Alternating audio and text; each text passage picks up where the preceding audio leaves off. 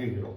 ஆஹா, முருகா, சண்முகா, கந்தா, கடம்பா, கதிர்வேலா என்று எத்தனையோ பாசைகளையும் ஆசைகளையும் பூட்டி அவரிடத்தில் சொல்லுகிறோம். ஆனால் அவர் கணிதமே வேறு. அவருடைய கணிதத்தில் இருக்கின்றது கண்கொள்ளா காட்சி, காண விடை தெரியாத வித்தகன். கண்கொள்ளா காட்சி, காண விடை தெரியாத வித்தகன். அது என்ன காண விடை தெரியாத வித்தகன்?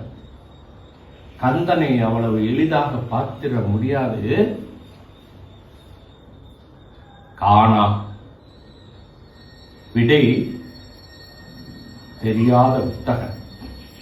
விடை அவரிடத்தில்தான் இருக்கிறது என்பதை நாம் தான் அவருடைய வித்தைகளை கற்றுக்கொண்டு கையேந்த வேண்டும். அந்த வித்தைகளை கற்றுக்கொள்வதுதான் பக்தி. அதில் பரவசமாக ஆனந்தமாக தொட்டில் ஆட்டிய குழந்தை போன்று நம்மளை எல்லாம் வளர்த்துக் கொண்டிருக்கிறார் எம்பெருமான். திருப்பதி ஆண்டவன் பிறப்பு